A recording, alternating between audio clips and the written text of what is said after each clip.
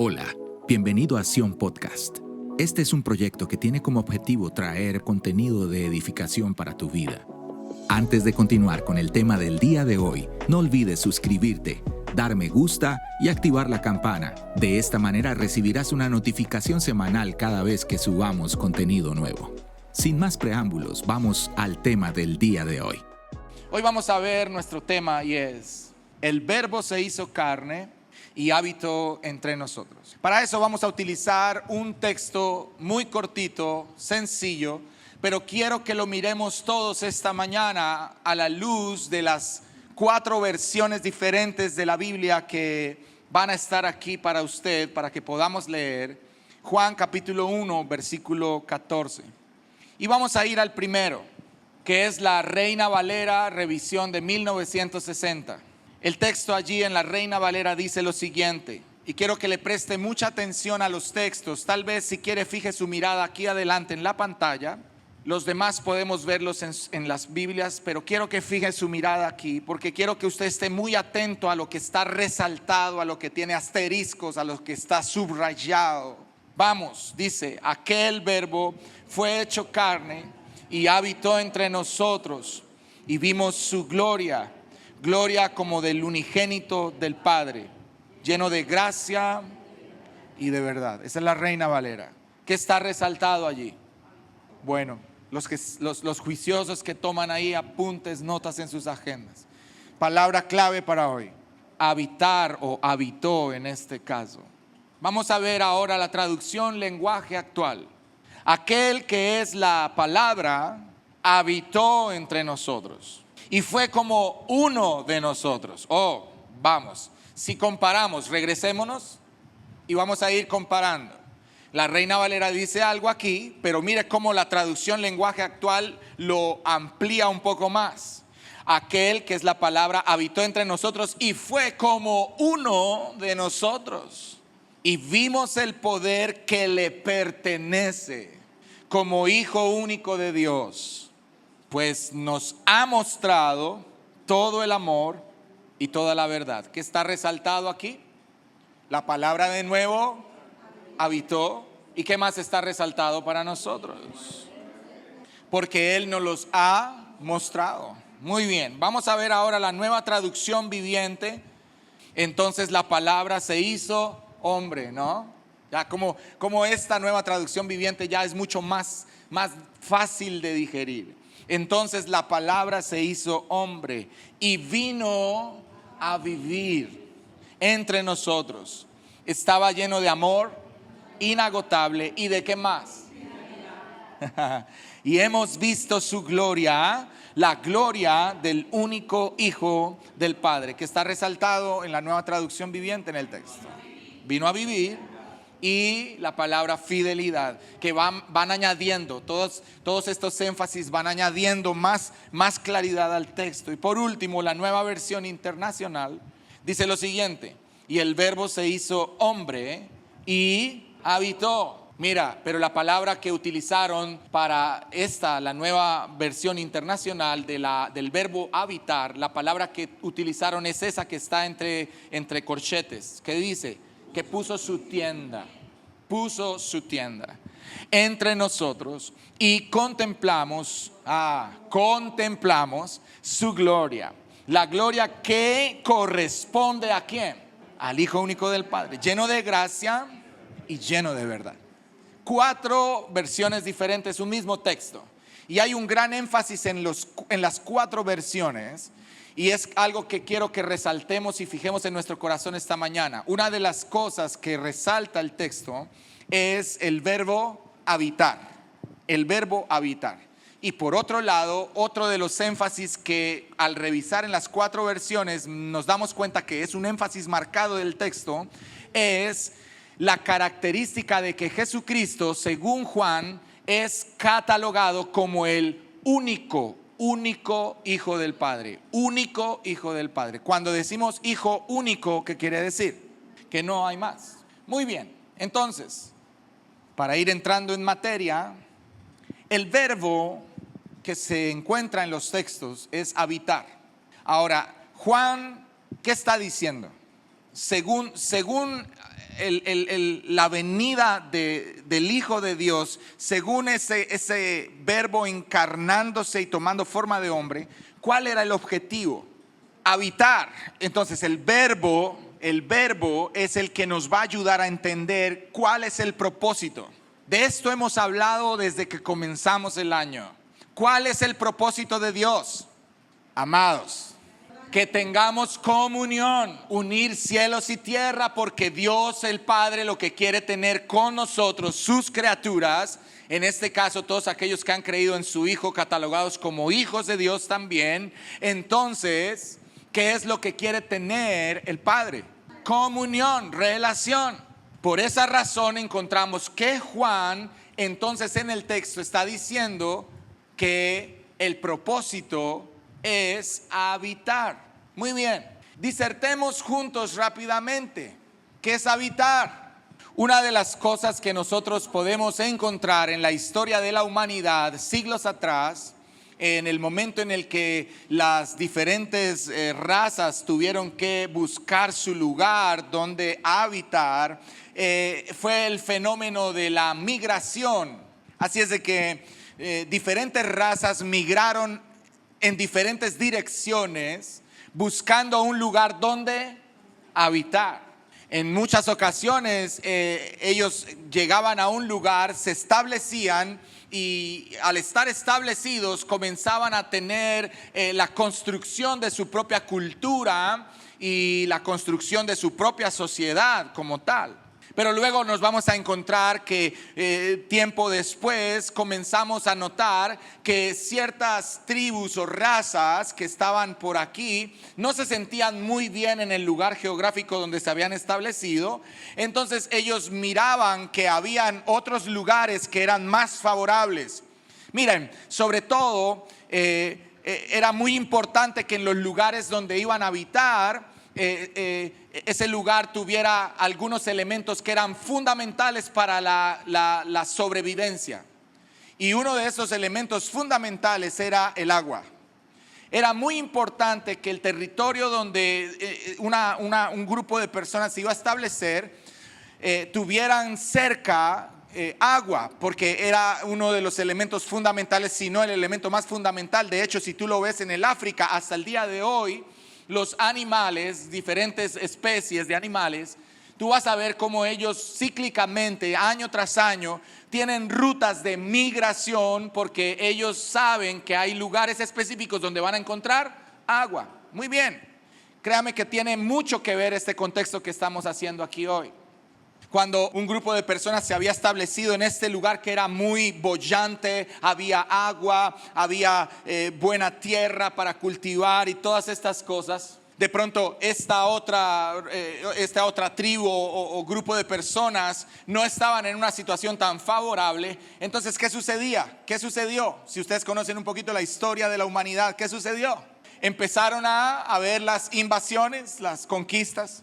En primera instancia se dieron esas invasiones o conquistas por recursos primarios como el agua y la buena tierra y estas cosas así. Pero luego esto evolucionó y luego nos encontramos con algo que nosotros mismos vivimos aquí en Sudamérica, que un grupo de hombres llegaron en 3 barcos procedentes del otro lado del mundo o del otro lado del océano y llegaron a las costas americanas, desembarcando allí y conquistando todo este territorio. Ellos no estaban pensando realmente en recursos naturales, ellos estaban pensando en extender su dominio, su reino o su imperio. Así es de que vino la conquista española y usted sabe todo lo que eso sucedió. Y vamos a terminar ese contexto aquí, ahí, dejémoslo así. Volvamos al texto. El propósito de Dios es habitar, ¿o no? El propósito de Dios no es conquistar. Escúchame muy bien, porque aquí a lo mejor algunas personas van a decir, pero ¿cómo así, pastor? No, pues es que yo he entendido que Él quiere conquistar mi corazón. No me refiero a eso, me refiero al verbo habitar, que es muy diferente al verbo conquistar, de conquistar un territorio. Pensemos, ahora ustedes estuvieron aquí diciendo algunas cosas. ¿Qué significa habitar? Convivencia, que una cosa que la otra. Pero habitar va mucho más profundo que eso. Vamos, utilicen su dispositivo electrónico, busquen sinónimos del verbo habitar. Asentarse, permanecer, morar. Tener una, wow, aquí ahora sí, vamos en materia, estamos entrando en materia. Alonso, cohabitar, pero ya es una variación del verbo en sí mismo. La coexistencia termina siendo ya una derivación de la existencia de una especie. Cuando decimos cohabitar es cuando encontramos que en ese árbol que está frente a nosotros allí, a la parte de allí cohabitan diferentes especies de aves. Pero vamos a tomarnos de esta palabra, de uno de los sinónimos, morar. Entonces, según Juan, ¿cuál es el deseo de Dios? Morar. ¿Dónde? Revisemos de nuevo el texto, vamos atrás. Y el verbo se hizo hombre y por eso está de último. ¿Qué fue lo que hizo? Entre nosotros. ¿Dónde quiere morar Dios?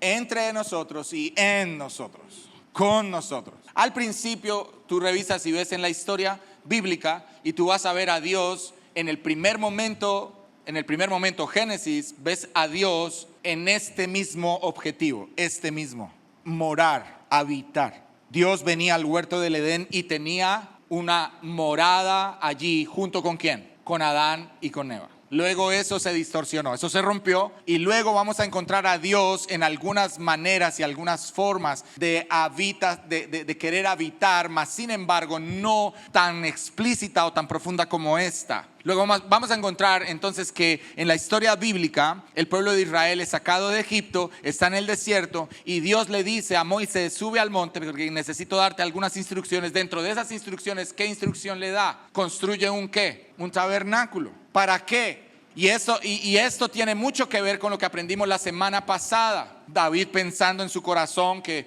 yo habitando en palacios suntuosos y el Señor, a la presencia del Señor habitando en una carpa, en una tienda con cortinas. Y el Señor le manda a decir con el profeta Natán: tú no me vas a construir nada a mí, yo soy el que te va a proporcionar una casa, porque yo soy el que me proporciona un lugar donde querer habitar. ¿Sabes por qué es tan importante que nosotros entendamos que somos hechos por la mano de Dios? Porque todo lo que Él hace es bueno. Él dijo en el primer día que todo lo que había hecho era bueno. Segundo día es bueno. Tercer día es bueno. Cuarto día es bueno. Todo es bueno. Y luego de que vio que todo era bueno, dijo: ok, voy a morar, voy a descansar. Me voy a sentar en ese lugar. Entonces, en la ilustración de que tú y yo somos morada de Dios, templo del Espíritu Santo, es tan hermoso que uno de los salmos dice lo siguiente: que Jehová nos hizo y no nosotros a nosotros mismos, sino que pueblo suyo somos y ovejas de su prado. Y ese texto nos está ratificando una vez más que somos hechura suya por sus manos. Y todo lo que Él hace es visto por sus ojos como bueno. Y entonces Él desea querer venir y habitar, estar, permanecer, morar. En este texto de la Nueva Versión Internacional encontramos que el término es habitar, del verbo de poner su tienda. Cuando tú cuando tú construyes la casa en ese terreno que compraste, tú construyes la casa y tú vas a querer estar ahí, tú no vas a querer irte, porque para eso compraste el terreno, te esforzaste por construir la casa y ahora quieres estar ahí. Y el Señor te hizo a ti, me hizo a mí, de tal manera que ahora cuando nos ve, Él dice: quiero estar ahí porque no me dejan. Una de las ópticas y visiones que los seres humanos hoy día tienen acerca de Dios es primero que es aburrido. Qué aburrido ir a la iglesia. Otras personas tienen la óptica de pensar que Dios es sinónimo de prohibiciones y de una coacción terrible en la vida de los seres humanos. No es posible que Dios quiera prohibirme cosas. La gente tiene una visión distorsionadísima de Dios, porque nada de eso es lo que Dios quiere. Lo que Dios quiere es asentar y colocar su tienda en tu corazón y en el mío. De hecho, Una de las predicaciones de la primera iglesia tiene que ver, está lleno del Espíritu Santo el predicador, y el predicador levanta su voz diciendo: quiero decirles a todos ustedes, recordarles lo que la palabra del Señor dice. En los postreros tiempos restauraré el tabernáculo caído de David. ¿Sabe por qué están tratando de hacernos entender esto desde el Nuevo Testamento, en las primeras predicaciones de la primera iglesia? Porque el tabernáculo de David significa esto. Habitar, una habitación, un lugar donde Dios quiere habitar. Y como lo aprendimos semanas atrás, el vientre de María representa para todos nosotros una ilustración más del deseo del corazón de Dios. ¿Dónde fue colocado el Hijo de Dios? Ahora piensa por un momento. Si Dios es Dios, ¿no era más fácil que Dios chasqueara sus dedos y el Hijo de Dios apareciera en la tierra? Piensa. ¿Te das cuenta de las implicaciones que tiene que una mujer virgen de unos 14 a 16 años sea anunciada por un ángel y sea preñada por la presencia del Espíritu Santo que viene sobre ella, y ella queda preñada? Y una muchachita de 14, 16 años en un contexto tan agreste y tan hostil como el judío. Ni siquiera está casada porque José era solamente su prometido. Ahora esta chica está embarazada, por favor. ¿Sabes las implicaciones que eso tiene? Dios el Padre podría haber dicho, si ves Génesis 1, tú encuentras que Dios dice, sea la luz, punto. Y sea tal cosa y punto, y sea tal cosa y punto. ¿Por qué no pudo decir en ese momento de la historia, sea mi hijo? ¿No era más fácil eso? Claro. Pero no podía ser así. Tenía que ser como él ya había profetizado desde Génesis capítulo 3. Y por otro lado, el vientre de María está significando para todos nosotros esto. ¿Qué? Habitar. El verbo se hizo ¿qué? Y puso su tienda entre nosotros. ¿Cómo vino entonces a coexistir? Wow. Con el nacimiento del Salvador, el apóstol Lucas, por ejemplo, ofrece tres escenarios que es importante que nosotros los miremos uno por uno. Y estos tres escenarios son el escenario mundial, el escenario nacional y el escenario personal. El apóstol Lucas, en su evangelio de Lucas, en el capítulo número 2, va a contarnos acerca de esto. Estos escenarios son los escenarios más propicios para que se diera el nacimiento de Jesucristo. Estos tres escenarios son relevantes, demasiado relevantes, y vamos a verlos al detalle. Bueno, no al profundo detalle, pero así al menos al somero detalle.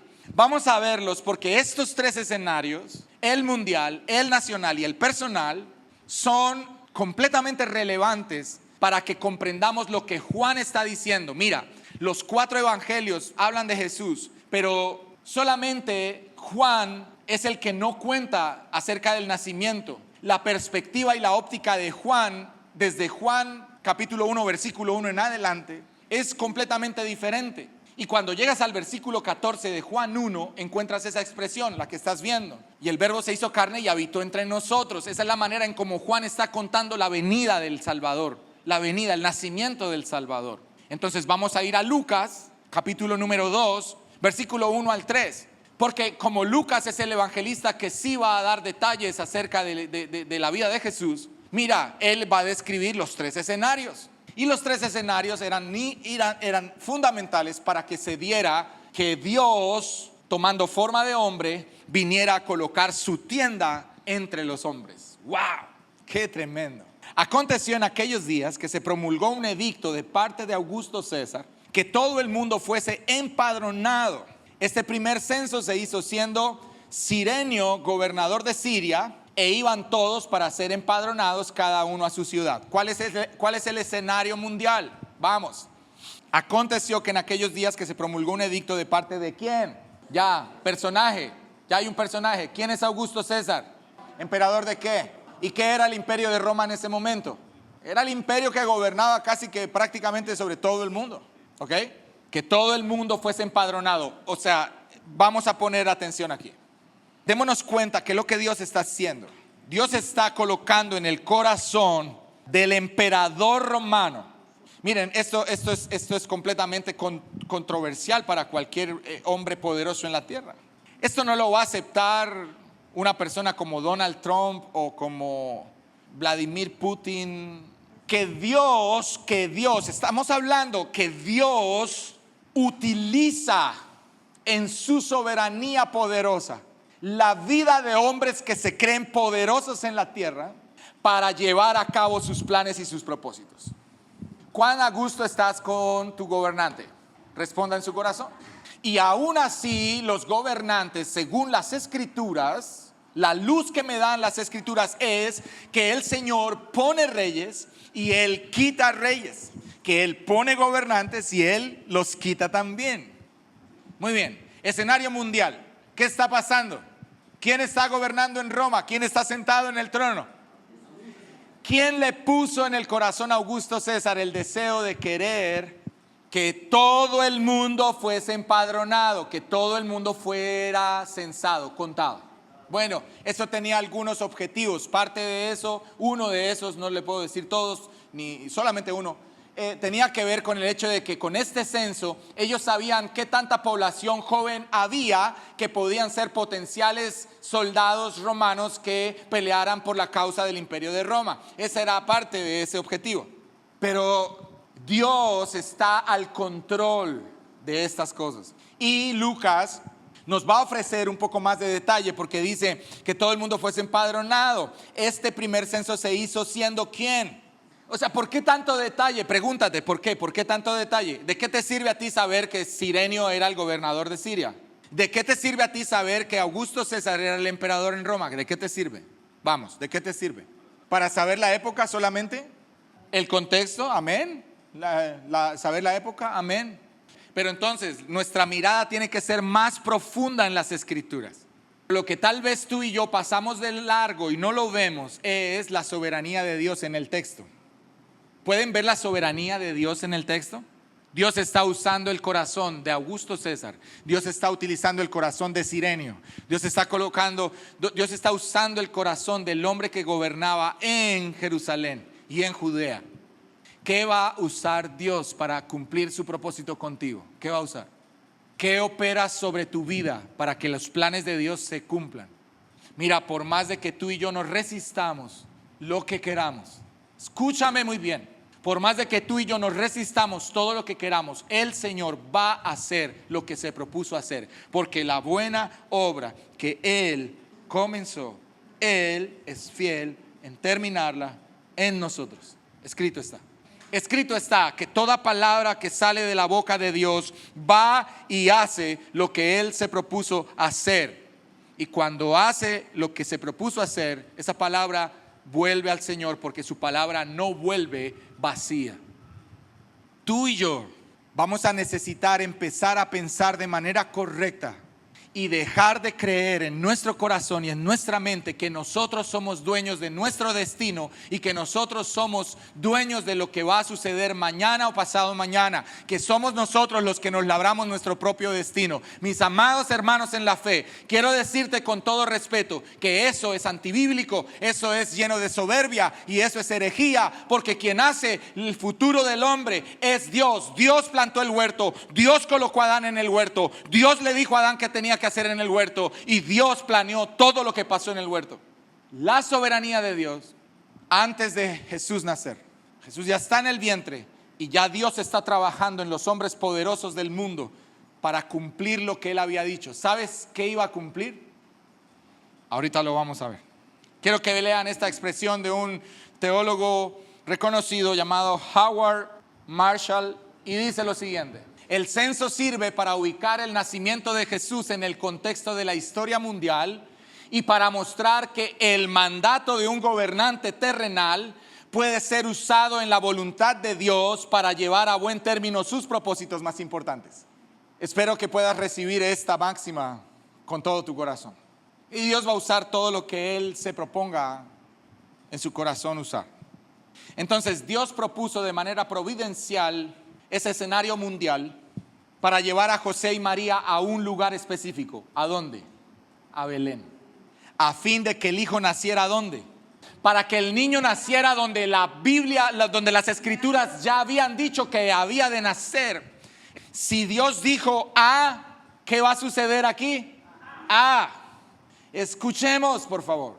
Dios está diciendo A. No lo conviertas aquí en B, C, D, E, F, G, H, I, J, K. Él dijo, desde el principio dijo A. Cuando llegues al punto, será una A. Por favor, entendamos que no tenemos dominio absoluto de nada. ¿Cómo así? Yo soy un hombre libre. Yo soy una mujer empoderada. Está de moda eso ahora, ¿no? Dios dirigió la mente del hombre más poderoso en la tierra para hacer cumplir su palabra, porque él había dicho que el niño nacería en Belén. Miren, este punto en las buenas nuevas del evangelio, este punto es el que no le gusta a ninguno de nosotros. ¿Cómo así? ¿Cómo así que Dios hace como quiere? No. Yo soy el que trabaja. Yo soy el que se esfuerza. Yo soy el que se muele el lomo. Yo soy el que sudo para traer y yo hago con mi dinero lo que yo quiera. No sé tú qué opinas. Yo creo que el Espíritu Santo nos está exhortando hoy. Ahora que hace un momento cantábamos, esperar. No tenemos prisa. Lo único que hacemos es anhelarte, oh Señor. Esperar por un viento que nos lleve a tu presencia, Dios. Al estar en tu casa, puedo tu santa voz oír. Y vas a encontrar el libro de los Salmos llenos de la misma instrucción una y otra vez. Dios quiere que el corazón de los hombres sea contrito y humillado, humilde y sencillo, y que Él resiste a quienes, pero ama y abraza a los. Estamos claros, ¿cierto? Amén. El segundo escenario es el escenario nacional. Y para el escenario nacional, ahí mismo en Lucas capítulo 2, versículos 4 y 5, dice lo siguiente. José ya no está hablando de gobernantes ni de imperios, ahora va a hablar de algo un poco más específico. Y entonces el panorama nacional es este. José subió ¿a dónde? José subió ¿de dónde, perdón? De Galilea. ¿De cuál ciudad? De Nazaret a Judea, a la ciudad de David que se llama Belén, por cuanto era de la casa de la familia de David, para ser empadronado con María, su mujer, desposada con él, la cual estaba encinta. Mire, como judíos devotos, José y María, porque usted va a encontrar la descripción tanto de María como de José en los evangelios. Por un lado, de José, ¿qué se dice en los evangelios? Que era un hombre ¿qué? Justo y recto. Así es de que no vayas a dudar nunca de la condición moral y espiritual de José. José era un hombre apto, y era un hombre tan apto que Dios dijo: este es el hombre que yo voy a elegir para que eduque a mi hijo. Escucha, yo voy a elegir a este para que lo eduque mientras crece en la tierra. O sea, no iba a elegir a cualquiera. Y por el lado de María, pues encontramos que era una mujer llena del Espíritu Santo, conocedora de las Escrituras, muy devota porque estaba en oración cuando el ángel vino. ¿Sumisa a quién? ¿A José? No, a Dios. Por consiguiente era sumisa como resultado a su prometido, en este caso José, luego a su esposo José. Ellos dos sabían que las Escrituras habían profetizado que el niño debía nacer ¿dónde? En Belén. ¿Dónde está escrito eso? Miqueas capítulo 5, versículo 2. El texto dice lo siguiente: pero tú, Belén Efrata, pequeña para estar entre las familias de Judá, de ti me saldrá el que será Señor en Israel, y sus salidas son desde el principio, desde los días de la eternidad. Entonces el profeta Miqueas profetizó diciendo que el niño iba a nacer ¿dónde? En Belén. José y María, siendo personas tan devotas, pero tan cercanas al corazón de Dios, conocían lo que los libros proféticos decían. Así es de que miren. No sé si a lo mejor tienes una imagen de que todo era casual en la vida de María y José, y que todo se iba dando como que ellos iban como borregos. Como va el tiempo y nosotros vamos haciendo las cosas. No. María y José fueron escogidos porque ellos conocían la profecía. Cuando ellos escucharon acerca de que Augusto César había levantado un edicto de que todo el mundo fuera empadronado, José en su corazón, adivina qué pensó. Yo me lo imagino. Volteó a mirar la barriga de María. Ya es hora. Ensilla su burro, monta a María, coge sus alhajas y sus cosas, sus odres y los llena de agua y caminan ¿hacia dónde? Hacia Belén, a la ciudad de David. ¿Por qué? ¿Qué hacemos nosotros, mis amados? ¿Qué hacemos nosotros cuando nosotros desconocemos las Escrituras? Todo en nuestra vida es una improvisación. Escúchame. Cuando nosotros desconocemos las Escrituras, todo en la vida de nosotros es como le mostré hace un momento. O sea, el día va, la semana avanza, el tiempo avanza y nosotros vamos así como detrás, improvisando. Pero cuando tú conoces las Escrituras, ¿tú qué conoces? Por un lado conoces a Dios, pero por otro lado estás conociendo el propósito de Dios. Entonces tú, cuando caminas en tu vida hacia adelante, tú vas dando pasos firmes porque tú vas haciendo la voluntad de Dios, porque la voluntad de Dios se te ha revelado a través de las Escrituras. Tú no caminas de manera improvisada, perdóname, pero el verdadero cristiano no improvisa. Todo creyente que se la pasa improvisando está dando mal testimonio de su fe. Si Dios dice no, ¿yo qué hago? Pues nada, no. Y si Dios dice sí, sí. Moisés tenía tan claro eso que Moisés le dice en un momento íntimo de oración con él, le dice: mira, listo, está bien, yo voy a guiar al pueblo, pero te voy a decir una cosa, Jehová. Escúchame. Voy a citar a Moisés por un lado y voy a citar por otro lado al rey David. Pero Moisés le dice: ok, ¿tú quieres que yo saque al pueblo? Está bien, yo voy a sacarlo. Pero tú debes saber, Jehová, Yahweh, como quieras. Y si tú no vas conmigo, yo no me voy a mover. Porque ¿qué era lo más importante para Moisés? Por otro lado, encontramos a David, el rey David, el hombre conforme al corazón de Dios, un hombre boyante, rico y del cual hablamos la semana pasada. Y encontramos al rey David hablando acerca de esto y haciéndole una demanda al Señor, una sola. ¿Cuál es la demanda? Dice el rey David en uno de los salmos: una cosa, solo una he demandado al Señor y esta buscaré. ¿Cuál? Que esté yo en la casa de Jehová todos los días de mi vida. ¿Para qué? Para inquirir en su santo templo y contemplar su gloria. ¿Qué es lo que David quería? Mis amados, o sea, estamos hablando de un hombre multimillonario con demasiadas mujeres bellas, con un palacio suntuoso, con dinero, con comodidades, con muchas cosas. O sea, el Cristiano Ronaldo de la época. Tal cual. Así el físico. Estoy hablando de un hombre rico aquí. Y lo único que se le ocurre decirle al Señor es: lo único que yo demando de ti, Señor, es esto. ¿Qué? Déjame estar. José y María sabían lo que las Escrituras habían dicho. José no tuvo ninguna duda, José no dudó. José enalbarda el asno, prepara sus vestidos, prepara a su mujer, la monta en el burrico y se van hacia Belén. Él no lo va a dudar, porque él sabe que es el tiempo preciso de Dios para el cumplimiento de su palabra. ¿Lo sabes tú? León Morris, otro gran teólogo, dice lo siguiente: tal vez deberíamos reflexionar en que fue la combinación del edicto de parte del emperador de la lejana Roma y de las lenguas chismosas de Nazaret lo que llevó a María hasta Belén justo a tiempo para cumplir la profecía acerca del lugar del nacimiento de Cristo, o sea, Miqueas 5:2.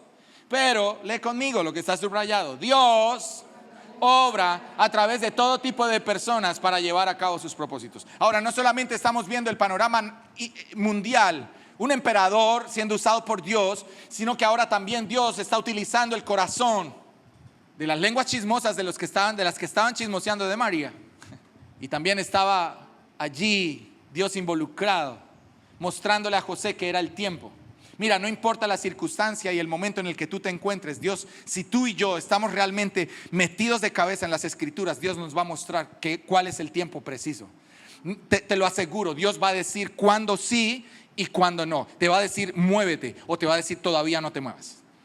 Pero tú y yo debemos estar de cabeza metidos en la palabra. Un poco menos, bajémosle un poco el volumen a las noticias económicas del mundo y subámosle el volumen a las noticias que la palabra nos da. Porque las noticias que la palabra da son buenas noticias. Buenas noticias. Al principio no nos gustan, pero son buenas noticias, créeme, son buenas. Vamos al tercer y último escenario. Escenario personal. Versículos 6 y 7 de Lucas 2. Y aconteció que estando ellos allí, se cumplieron los días ¿de qué? Del nacimiento. No sabemos cuánto tiempo se quedaron en Belén, realmente no sabemos. No sabemos si ellos llegaron, fueron censados e inmediatamente le dieron los dolores, o llegaron, fueron censados, esperaron unos días, unas semanas y luego vinieron los dolores. No sabemos eso. No preguntes eso porque eso no hay claridad, así como mucha. Pero aconteció, lo que Lucas dice es que en aquellos días, se cumplieron los días de su alumbramiento. Vea, mire, aquí yo estoy viendo el corazón de un hombre temeroso de Dios en José. Porque él fue a Belén para ser empadronado. Y él, después de haber sido empadronado, después de haber sido censado, pues sencillamente devuélvase para su casa. Pero José esperó. Esperar, no tenemos prisa. Te anhelamos, oh Señor. Esperó. Un hombre temeroso de Dios siempre espera.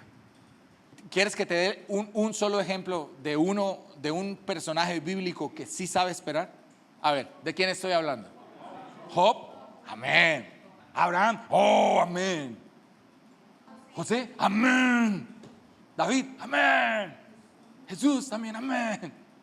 Todos sí, buenos ejemplos. Hay un personaje que nos da una gran lección: Satanás.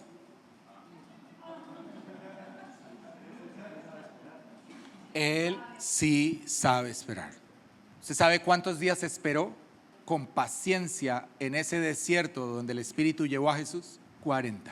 Solo se sentó a mirar y esperó. Y cuando Jesús abrió la boca y dijo: me crujen las tripas, tengo hambre. Ok, vamos pues. Y entonces va Satanás y comienza a tentar a Jesús. ¿Controversial para tu cabeza? Sí.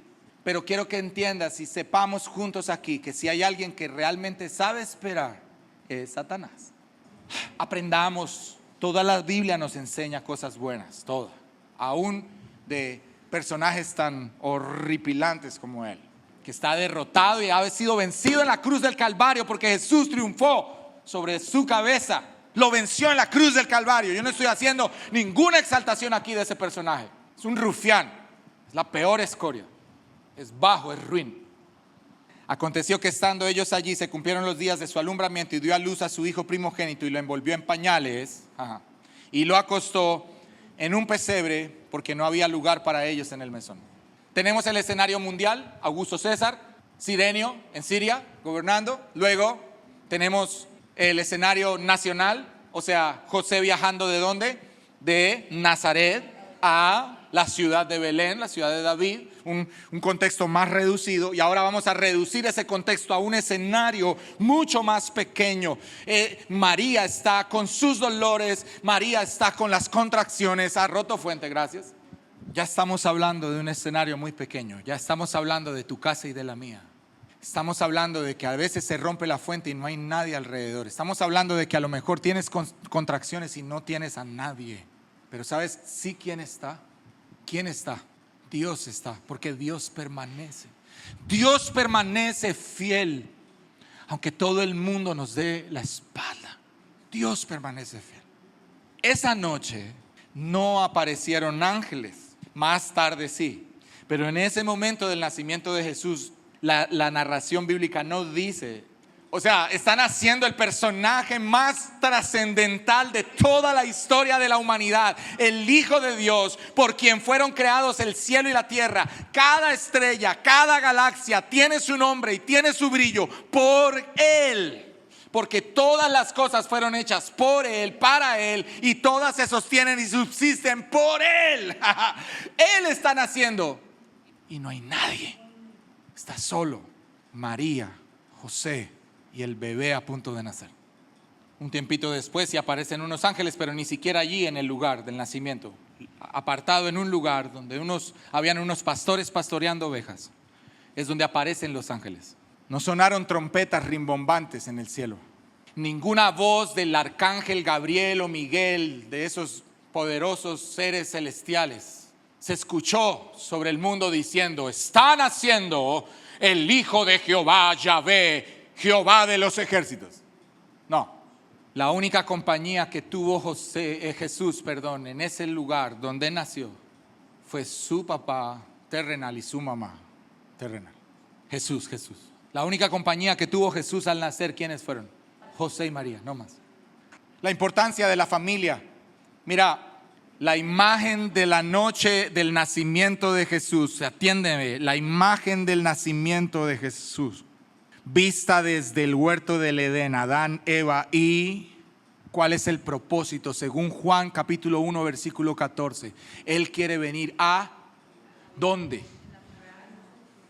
En nosotros, con nosotros. ¿Dónde quiere encontrar un espacio el Señor? ¿En tu corazón? Amén. ¿Solo en tu corazón? No. En casa. No puedo entrar más a detalle aquí en esto porque nos vamos a extender, créame. Dios habitando con y entre los hombres. Jesús naciendo en la tierra.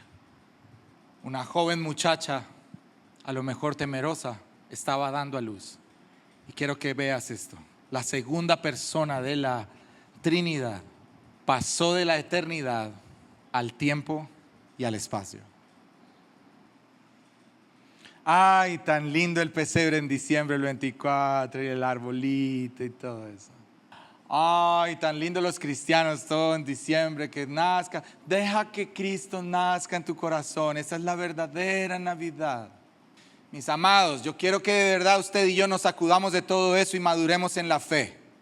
Quítate de la cabeza esa imagen del lindo pesebre y el lindo arbolito, porque Jesús, el Hijo de Dios que viene de la eternidad, está traspasando la eternidad y está entrando en el espacio y el tiempo de los hombres.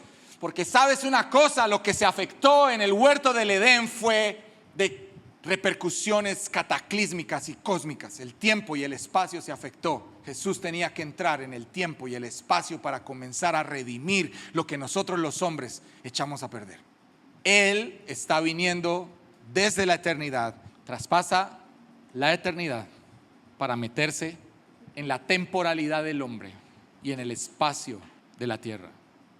Y María, según Lucas, como era costumbre, lo envolvió en un manto de terciopelo traído de la India. Era una cosa maravillosa, bordada en oro y bordada en lentejuelas de plata y engastado con piedras preciosas. O sea, lo que le colocaron a Jesús era un manto real. Eso dice Lucas. A Jesús lo trataron como a cualquier otro bebé. Él no fue vestido con ropas reales, sino con las envolturas que otros bebés usaban. ¿Qué usó María? Pañales. ¿Qué te habla eso? ¿Qué te habla eso? Jesús está viniendo al mundo, está rompiendo la eternidad, está entrando en la temporalidad de los hombres. ¿Y qué te dice? Que Jesús esté siendo envuelto en pañales. ¿Qué te dice? Pero si la camisa que compro no es Tommy, estoy miserable de mí que no puedo comprarme esa camisa de Tommy. Tengo que ir a la surtidora de confecciones siempre por ese polo miserable. ¿Qué nos está enseñando Jesús? Humildad, sencillez, hombres en la tierra. Yo que soy el Hijo de Dios, yo que soy el alfa y la omega, el principio y el fin, el primero y el último. No tuve ningún problema con ponerme pañales. Cuando Jesús vino al mundo, nació en las condiciones más incómodas, créame. Un lugar maloliente, sucio, helado, los animales no se callaban. Esa es la entrada apropiada para el Hijo del Hombre, que no tenía dónde recostar la cabeza. Lucas 9:58. ¿Qué dice Lucas 9:58? El Hijo del Hombre no tenía dónde, o sea, aquel que en el mundo estaba y el mundo por él fue hecho, pero el mundo no le conoció. Juan 1:10. El cual, siendo en forma de Dios, no estimó el ser igual a Dios como cosa que aferrarse, sino que se despojó a sí mismo, tomando forma de siervo, hecho semejante a los hombres. Filipenses 2:6 y 7. El Hijo del Hombre, que no vino para ser servido, sino para servir y para dar su vida en rescate por muchos. Mateo 20:28. Y aquel que cargó con nuestros pecados en su cuerpo sobre el madero, para que nosotros, cuando muertos en pecados y delitos, fuéramos salvados. Primera de Pedro 2:24. Todas las escrituras me están hablando a mí de un patrón de conducta en la vida de un hombre que vino desde el cielo. desde la eternidad para mostrarme que usted y yo también tenemos la capacidad de vivir de la misma manera. Y mi efusividad es porque toda la Escritura me está revelando una y otra vez, lo que Él es. Su nacimiento está lleno de gloria, porque su nacimiento está lleno de sabiduría.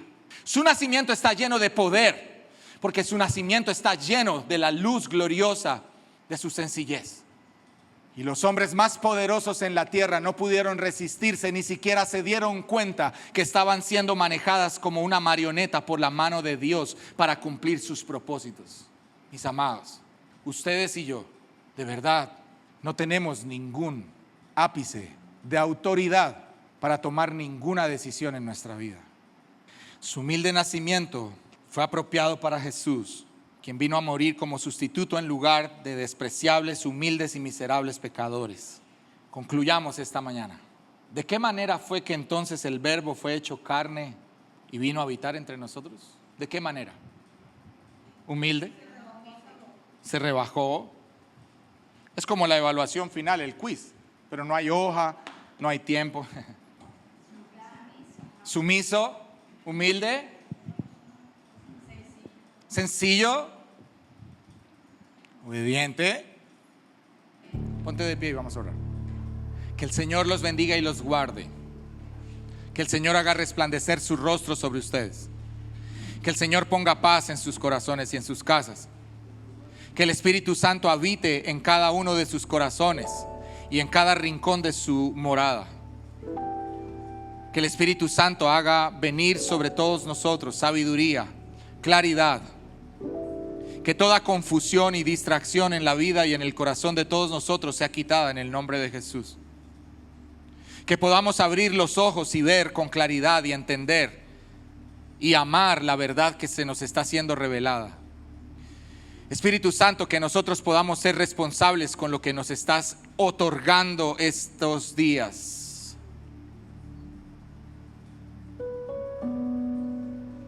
Enséñanos a amar al prójimo como nosotros nos amamos a nosotros mismos.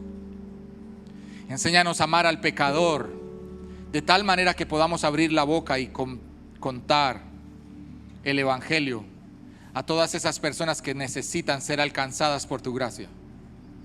Empodera a tu iglesia para que tu iglesia haga conforme a lo que tú te propusiste hacer. Señor, quítanos a nosotros del lugar donde nosotros creímos que estábamos parados. Señor, ayúdanos a derribar los altares que nosotros mismos construimos.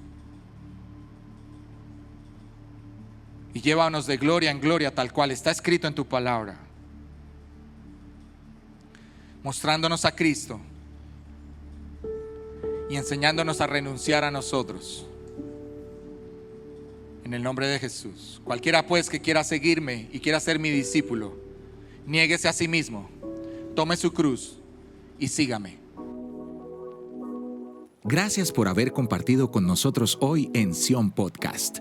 Recuerda suscribirte, dar me gusta y activar la campanita para que puedas recibir notificaciones cada vez que compartimos contenido nuevo en nuestro canal. Si el mensaje de hoy ha sido útil para tu vida, compártelo. Sion Podcast es un proyecto de Sion Lugar del Trono Iglesia en Floridablanca, Santander, Colombia. Nos volveremos a ver pronto.